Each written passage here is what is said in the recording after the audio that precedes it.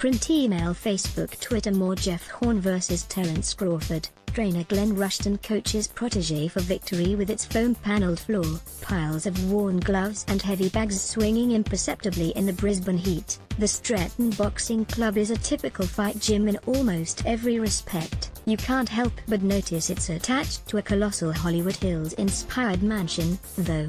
Perhaps it's the concrete fountain in the shape of 4 leaping dolphins that gives it away. "You must be looking for the wizard," says a young boxer as I walk through the door. He leaps up and darts into the cavernous house in search of his master. A few minutes later, Glenn Rushton emerges looking very like a Queensland sort of wizard. In a short-sleeved shirt undone to the 3rd button, Rushton is a 4th-degree karate black belt, property developer and millionaire fund manager. He also happens to be the trainer of World Boxing Organization welterweight champion Jeff Horn, who walked into this gym as a bullied teenager 11 years ago. Jeff was a bit nerdy looking. "When the student is ready, the teacher will appear," Rushton says in his gravelly voice. Jeff came in.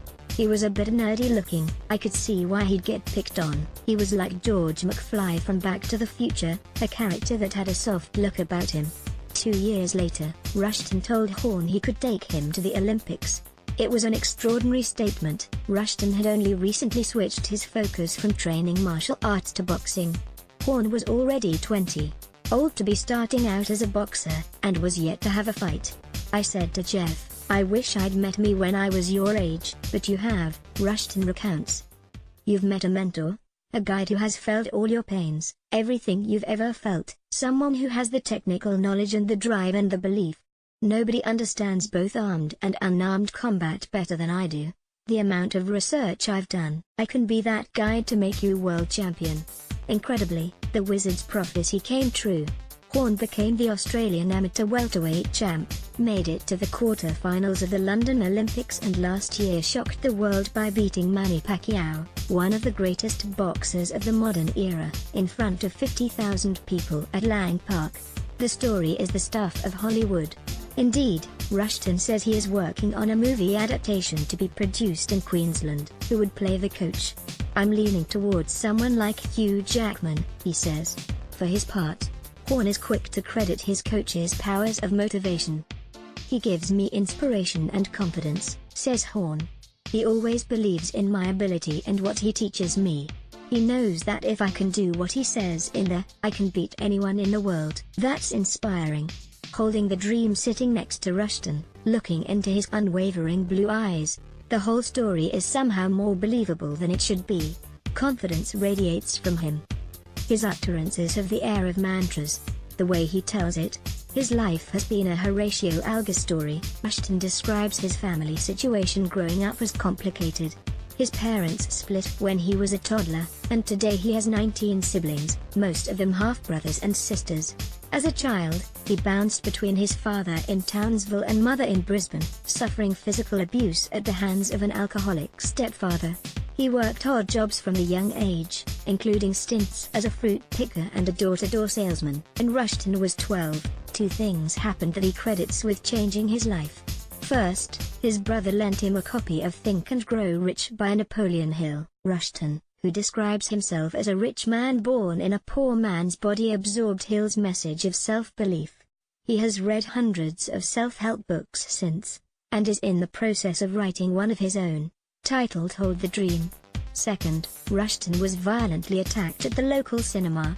When he nipped out to go to the bathroom, a grown man grabbed his head and smashed it into the brick wall. Rushton crawled into the alley next door, where he was found by a friend. He believes his attacker thought he was someone else. From that point onwards, Rushton became obsessed with self-defense and financial independence. "I set about slowly changing my self-image," he says. "I basically decided who I wanted to be and just started becoming that person." Preaching survival, young Rushton pursued boxing for a while, but his father wouldn't let him compete. Frustrated, he became fascinated with Bruce Lee, and drove to Melbourne as soon as he turned 17 to link up with Australian martial arts pioneer Bob Jones. The certificates lining the walls of the House of Dreams testify to Rushton's lifelong fascination with combat. He's been teaching self-defense since 1979 and even invented his own fighting style, Sassari, or Scorpion. He still wears a necklace to remind himself of the scorpion's power, as you would know if you study scorpions. They can be found in deserts, in the North Pole, anywhere, he says. They can survive in incredible conditions. They can be virtually dormant for 6 months and spring to life if some prey walks past. They are an amazing creature, which is why I use them as a metaphor. Survival is not only about physical survival, it's about psychological survival. Survival is what I teach. At the same time as he was working to master martial arts, Rushton was trying to make his financial dreams a reality. While working a series of sales jobs in his 20s, he decided to get into real estate after noting how many property developers there were on the BRW rich list. Later, after some success in the property market, he formed Rushton Financial Services. Today, he is in partnership with his son Lee and says the firm has nearly $40 million under management, with ambitions to increase that into the billions. Banking boosts boxing. Rushton's background in martial arts and finance makes him an unlikely boxing trainer, but he believes it gives him an advantage. There are a lot of similarities between finance and boxing, he says. I'm always talking to people about risk and return. You can't just look at the returns. Boxing is the art of hitting without getting hit. When I was with Bob Jones, he came up to me when I'd been training there for less than a year, and he said to me, "You've got very dangerous hands. Be careful when you hit people." I've always been more into hands than legs, though I developed very good kicks as well. Studying combat is just science and psychology when you break it down. It's like Einstein said, keep things as simple as possible but no simpler. I'm very mindful of doing that, and if anything, I'm probably in a better position than a lot of boxing trainers, because I have such a diverse combat background rather than just boxing. Tackling the princess. Now Rushton and Horn face perhaps their biggest challenge, a fight with rising American star Terence Crawford on June 9 in Las Vegas.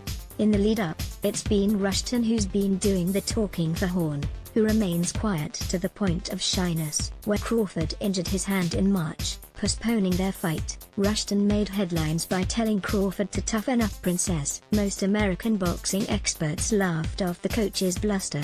They don't rate Horn's chances, and believe his decision win over Pacquiao was undeserved, a gift from the judges. Crawford is undefeated, with proven power and sublime skills. Rushton, in his best wizard voice, says he sees something else when he looks at Crawford.